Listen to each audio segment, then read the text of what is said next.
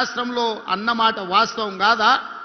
ఇలా కాళేశ్వరం మీద కమిషన్ వేసి అవినీతి లెక్కలు తేల్చి వీళ్ళని అరెస్టు చేయండి అని రాష్ట్ర ప్రభుత్వం శాసనసభలో చర్చ చేసి కేంద్రానికి పంపిస్తే సిబిఐ విచారణ ఈ రోజు వరకు ఎందుకు మొదలు పెట్టలే? దీనికి సమాధానం బండి సంజయ్ కిషన్ రెడ్డి చెప్పాల్సిన అవసరం లేదా?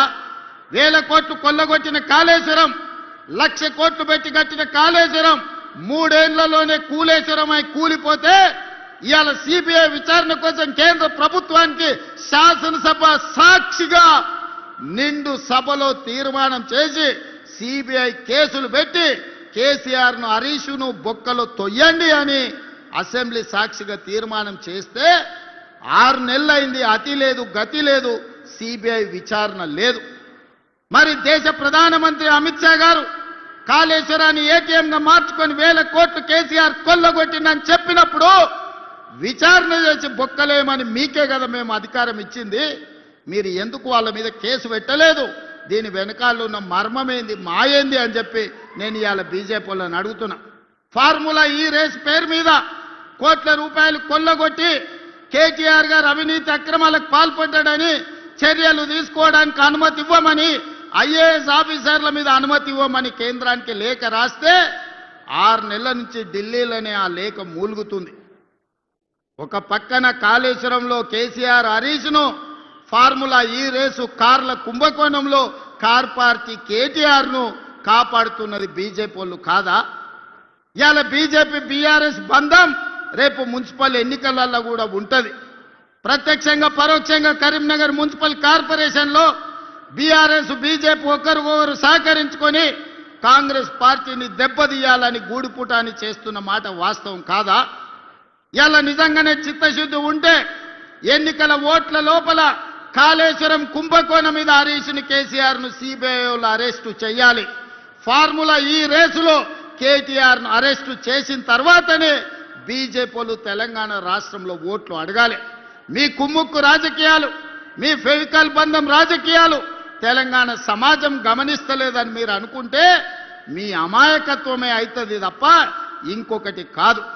అందుకే ఇవాళ సూటిగా అడుగుతున్న బీజేపీ నాయకులను, మీ జాతీయ అధ్యక్షుడు వస్తే అనా పైసదేడు గాడిద గుడ్డు తీసుకొస్తాడు.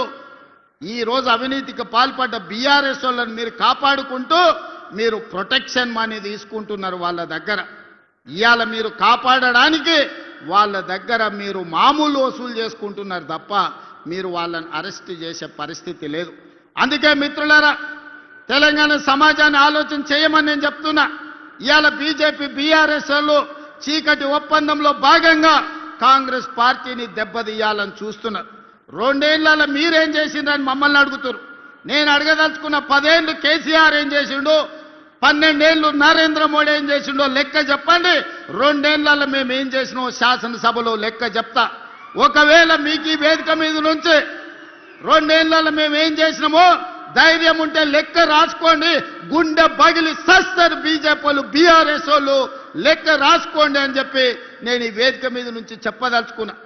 విద్యార్థుల కోసం ఈ 2 ఏళ్లలో 70,000 ప్రభుత్వ ఉద్యోగాలు ఎల్బీ స్టేడియం సాక్షిగా, శిల్పారామం సాక్షిగా ఎన్నో ఏళ్ల నుంచి నీళ్లు నిధులు నియామకాల పేరు మీద తెలంగాణ ఉద్యమం జరిగితే నియామకాలు మీరు చేపట్టకపోతే ప్రభుత్వంలో 70,000 ఉద్యోగాలు మేము ఇచ్చినాం. 70,000 మంది తలలు లెక్క పెడతా. ఎల్బీ స్టేడియానికి ధైర్యం ఉంటే రమ్మని బీఆర్ఎస్ బీజేపీలకు నేను సవాలు విసురుతున్నా. ఇవాళ మీరు బీసీ ఎస్సీ హాస్టళ్లు ప్రకటిస్తే 5 పైసలు ఇవ్వకపోతే ఎక్కడెక్కడనో రూములలో బాత్రూమ్ లేక పిల్లలు కష్టపడుతుంటే 100 యంగ్ ఇండియా ఇంటిగ్రేటెడ్ రెసిడెన్షియల్ స్కూళ్లు మంజూరు చేసి 20,000 కోట్ల రూపాయలతోని ఈ రోజు పనులు ప్రారంభించినాం. బుక్కెడు బువ్వ మీరు చక్కగా పెట్టకపోతే హాస్టళ్లలో చదువుకుంటున్న పిల్లలకు 40% ఈ రోజు మనము వాళ్ళ భోజనానికి రేట్లు పెంచినాం. 200% కాస్మెటిక్ ఛార్జీలు పెంచినాం. ఇవాళ ప్రతి విద్యార్థికి పాఠశాలకు వెళ్ళేవాడికి రేపటి నుంచి రేపు వచ్చే అకాడమిక్ ఇయర్లో బ్రేక్ఫాస్ట్ పెట్టాలని ఇవాళ నిర్ణయం తీసుకున్నాం. ఇవాళ ఇదే చొప్పదండిలో డిగ్రీ కాలేజ్ లేకపోతే మేడుపల్లి సత్యం అన్న మా యువకులు చదువుకుంటారు. డిగ్రీ కాలేజీ ఇవ్వాలి అంటే ఇవాళ మీకు డిగ్రీ కాలేజీ ఇచ్చినాం.